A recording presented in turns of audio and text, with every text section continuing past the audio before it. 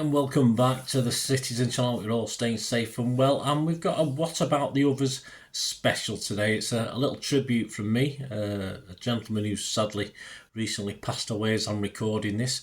We do a feature, or I've done a feature. I'm in the process of doing it. It's of course there's quite a lot to get through. Bell, Lee, Summerbee, What About the Others? Well, we've got the statue, of course, for our triumvirate from the late 60s, early 70s. Prior to modern city history, the most successful period, of course, in our history. And around the statue, as you know, if you go and look at it or you've seen pictures of it, is an inscription of another 20-odd names, all tied into that period of success.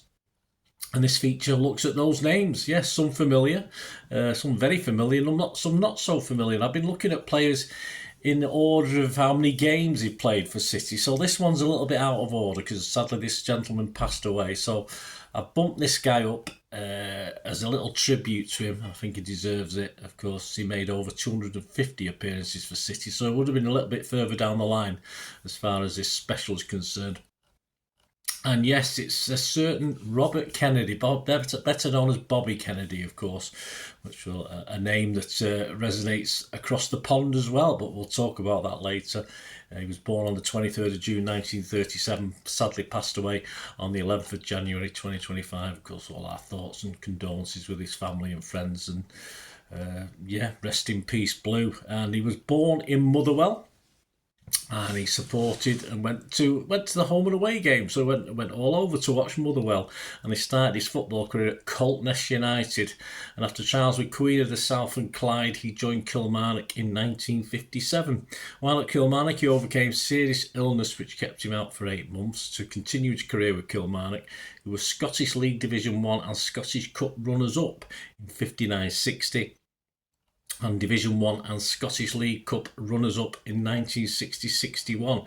And whilst he was there, he came to the attention as a lot of Scottish players came to the attention of Manchester City. And on the 20th of July 1961, City paid the princely sum of £45,000. That was a hell of a lot of money for Bobby, a record then between Scottish and English clubs. And he and Peter Dobin were brought in to sort of appease the fans. They were brought in by the manager Les McDowell, using the cash that Torino had paid City for Denis Law, who again is another gentleman who sadly very recently, as I'm recording this, passed away as well. Another shame, another special that I will be doing on, of course, Denis Law, the great Denis Law. But anyway, this is Bobby Kennedy we're talking about today. Bobby had been earning around £22 a week. A lot of money in those days, but his move to City saw it increase to around £38 a week, so almost doubled his wage packet. Interestingly enough, he sort of varied in height, even though I wasn't young. You're supposed to stop growing at 21. I sort of sprouted the last couple of years of my life, but he was down when he first joined City at 5'8", but we'll see how that changes over the next few seasons, but I'll comment on that as and when we come to it.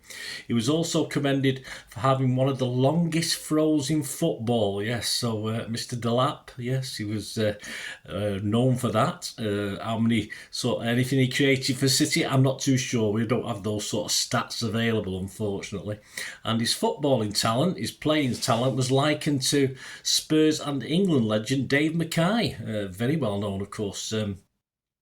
Another gentleman we'll talk about later, Tony Buck, of course, who another who sadly passed away very, very recently. He and Dave McAtee, of course, shared the Player of the Year award. So to be likened to Dave McAtee was quite flattering. And he also had a reputation for having a tremendous shot. So not a bad player, Bobby Kennedy. He made his City debut on the 19th of August 1961.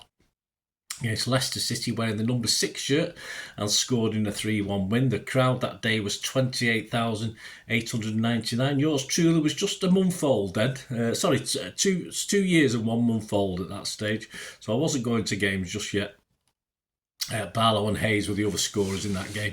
Even better was he was quite proud of his goal, because he scored against, of course, the eventual England keeper legend Gordon Banks. So he was quite happy about that. These, of course, if you know your football history, were uncertain times for City. The fans, as I said, were still reeling from the sale of Denis Law and also Ken Barnes at the same time. And Bobby and Peter Dobin were seen as replacements, and the fans would take just a little bit of time to accept them, but Kennedy's play and attitude won the fans over with his commitment to the sky blue cause, and he became used as a utility player across the back and in the middle of the park.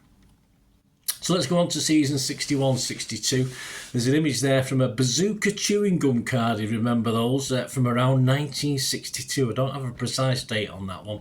And he started this season in all 42 league games wearing the number 6, number 4 and number 2 shirts. And he also started all 3 cup games that season. There's another image there of Bobby before the 14th of October game away at Spurs at White Hart Lane, which was a 2-0 loss. He managed 6 league goals, which is the most he scored in any of his seasons, as well as his debut goal. So on the 23rd of September at Old Trafford, we lost 3-2, but he scored there. Always good to score there, isn't it? November the 18th, a 2-2 home draw with Chelsea. December the 9th, City's consolation in a 4-1 loss at Blackburn Rovers. April the 20th, a 3-1 Main Road win over Sheffield Wednesday. And in the final home game of the season, a goal in a 3-1 win over Blackburn Rovers at our place. On to 62-63, which turned out to be a relegation season for City, of course. Bobby only missed one of the 42 league games that season and started all 3 FA Cup games and 5 of the 6 League Cup games. He wore the numbers 2, 3, 4, 6 and 8 shirts, but he didn't manage to get on the score sheet that season. He was actually given the captaincy in November 1962, but sadly this coincided, of course, with City's lowest point in decades as City were relegated in May 1963. Bobby Kennedy's loyalty, though, was never in doubt. He said at the time that in the dressing room, some of the players had said they'd had enough. They wanted to leave. He said, "I didn't feel like that because even in City's darkest hour, I still couldn't see anywhere better to go. Relegation had been the worst day of my footballing life, but I loved Main Road, loved the support, and I saw City as the best team in the world." That's what we do, even at our lowest, don't we? On to season 63-64. He made 26 league appearances, 1 FA Cup and 5 from the 6 in the League Cup. He missed the start of the season as new manager Poyser demoted him to the reserves until mid-October. Again, he didn't get on the score sheet this season. He wore the number 2 and number 4 shirts. There's an image there, a footballer picture card image for Bobby. Again, I'm not precise on the date of that one. I think it was around 1964. So that takes us on to season 64-65, and we got an image there, a team image with Bobby middle of the front row, so you'll recognise him. He started 38 league games and all 3 cup games wearing number 2s, 3, 4 and 5 shirts. He also added to his goal tally on the 20th of February in a 3-1 Main Road win over Southampton. Mercer and Allison, of course, arrived in season 65-66. There's a couple of squad images for this one. There's Bobby pictured middle of the back row on the colour one, and in a larger black and white squad image with Mal and Joe in it, he's at the end of the middle row next to Joe on the right. The City started to play attractive football under the new partnership. The crowds began to increase. We'd had some pretty low crowds when we were our troublesome years, and nearby away games were also popular with Blues as thousands, for instance, took the short trip to the tabletoppers Huddersfield at the time, 8 shillings and 6pence, which in our money is 42.5p on the train to see City grab a 0-0 draw.